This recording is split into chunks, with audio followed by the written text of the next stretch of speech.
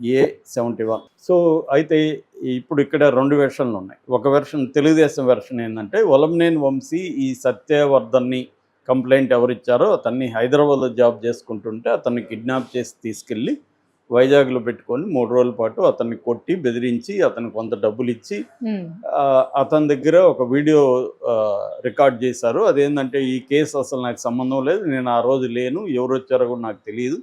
నేను అసలు కంప్లైంట్ ఇవ్వలేదు. సాక్షి సంతకం పెట్టమని తెలుగుదేశం వాళ్ళు అడిగితే పెట్టాను.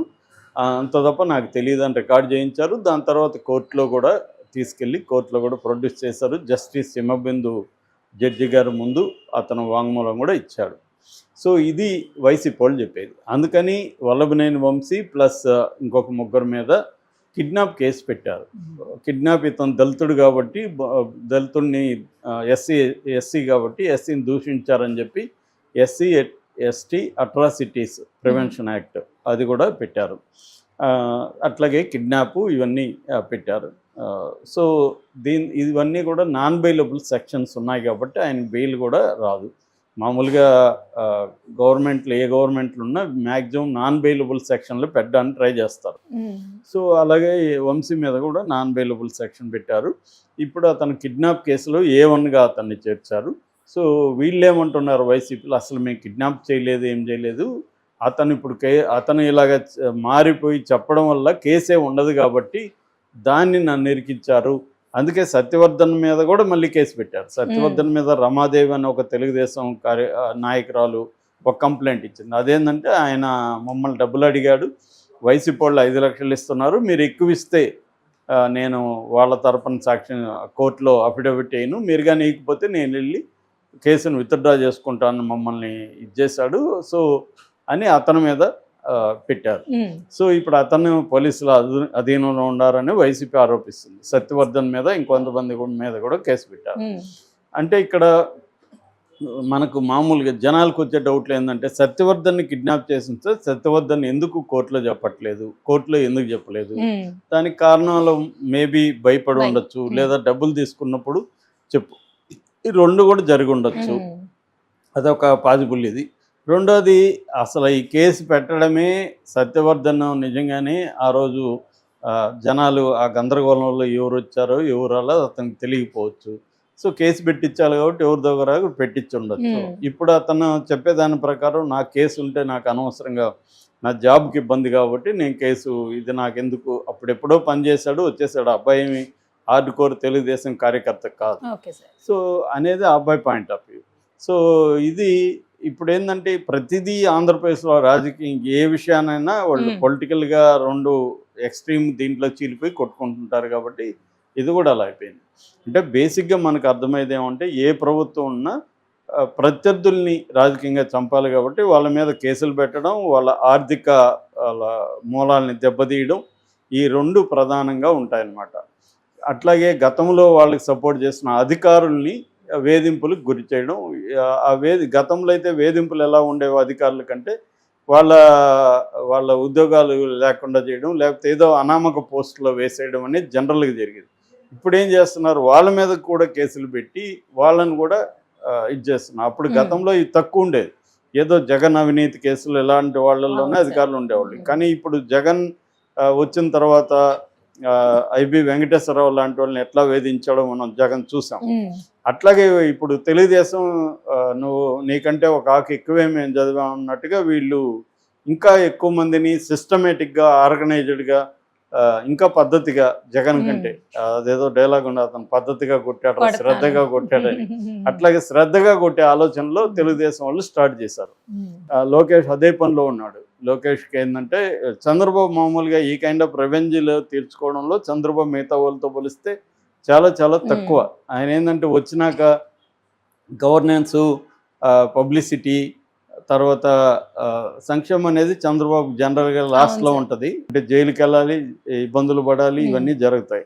ఇప్పుడు అది వంశీ వంతు వచ్చింది. వంశీ మీద ఎవరికి సింపతి కూడా లేదు. ఎందుకు లేదంటే, గతంలో వంశీ అతి దారుణంగా భువనేశ్వర్ గురించి, తర్వాత లోకేష్ పుట్టుక గురించి ఇవన్నీ మాట్లాడింది చూశారు. ఆ తర్వాత ఎప్పుడో సారీ చెప్పాడు, కానీ అప్పుడే అసలు మాట్లాడడం ఫస్ట్ తప్పు, రియలైజ్ అయ్యి సారీ చెప్పుంటే సరిపోయిండేది, అది అవును. చేయలేదు. ఉమ్. సో దానివల్ల చంద్రబాబు ఎప్పుడూ లేని కన్నీళ్లు పెట్టుకొని ఏడ్చాల్సిన పరిస్థితి ఏర్పడడానికి కారణం ప్రధానంగా వంశీ, కొడాలి నాని ఇలాంటి వాళ్ళు. సో ఇప్పుడు అందువల్ల వంశీకి ఇవన్నీ జరుగుతున్నా కూడా వైసీపీలో కొంత కదలిక ఉండొచ్చు, కానీ అది కూడా జగన్ ఉన్నాడు కాబట్టి సాధారణ ప్రజల్లో ప్రజల్లో అవును సార్. వంశీని ఇబ్బంది పెడుతున్నారు సానుభూతి లేదు. అనేది ఏం లేదు, ఇంకా వీడికి కావాలి అన్న ఇదే అవును కనిపిస్తుంది. సార్.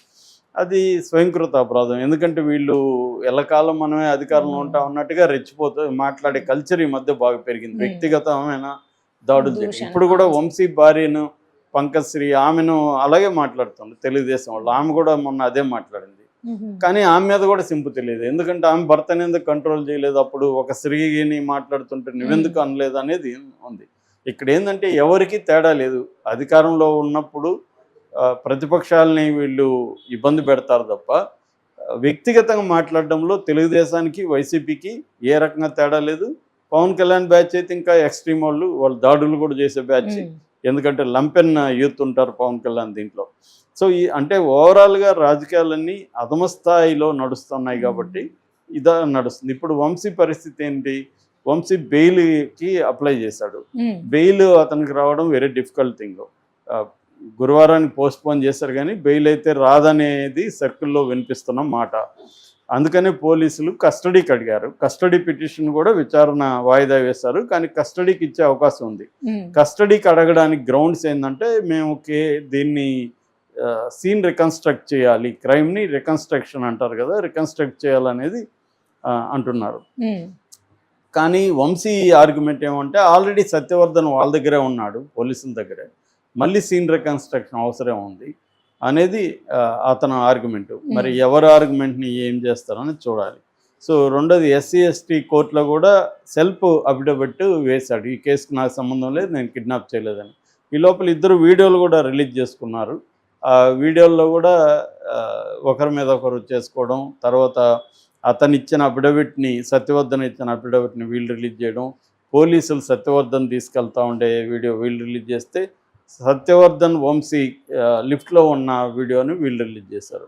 ఇలాగా ఇవన్నీ ఇప్పుడు మన ప్రజల రెండు రకాలు ఉంటాయి. ఒకటి, ఒక కేసుని లీగల్గా ఎలా చూస్తారు, పొలిటికల్గా ఎలా చూస్తారు అనేది. ఇప్పుడు ఏంటంటే మనకున్న ఈ మధ్యకాలంలో అల్లు అర్జున్ విషయం ఇవన్నీ కూడా చూస్తే లీగల్గా అనేది వీళ్ళకి సంబంధం లేదు. ముందు పబ్లిక్లో డ్యామేజ్ ఎలా చేయాలనేది ప్రధానమైన ప్రయారిటీ. లీగల్గా నిలబడవని ఇట్లాంటివి వాళ్ళకి కూడా తెలుసు, కానీ ఈ లోపల పబ్లిక్లో ఒకరి మీద ఒకరు డ్యామేజ్ చేసుకోవడానికి ట్రై చేస్తారు. నెగిటివ్ ఓట్ అంటారు. ఇప్పుడు ఇక్కడ రేవంత్ రెడ్డి మీద రేవంత్ రెడ్డి వస్తాడని ఎవరన్నా కలగన్నారా? ఎవరు కలగనలేదు. కానీ రేవంత్ రెడ్డి రావడానికి పాజిటివ్ ఓటు కంటే కూడా నెగిటివ్ ఓటు పనిచేసింది. కేసీఆర్ మీద ఉండే నెగిటివ్ ఇదే పనిచేస్తుంది. అలాగే కూటమి మీద రేపు నెగిటివ్ వచ్చినప్పుడు ఆటోమేటిక్గా జగన్ పెద్దకు పనిచేయకపోయినా ఆల్టర్నేటివ్ జగన్ ఉంటాడు కాబట్టి జగన్ గెలుస్తాడు. అందుకని జగన్ని ఈ లోపల మ్యాక్సిమం కన్విక్షన్ ఇచ్చేసి జైల్లో పెట్టించాలనేది వీళ్ళ ప్లాన్. కానీ దానికి మోడీ రెడీగా లేడు ప్రస్తుతానికి. మళ్ళీ ఏమన్నా భవిష్యత్తులో ఉంటాడని తెలియదు. సో ఈ కాంటెక్స్లో వంశీ పరిస్థితి ఏంటంటే వైసీపీలో ఉండేవాళ్ళు ఇవాళ మ్యూజిక్ పేస్ చేయాలంటారు.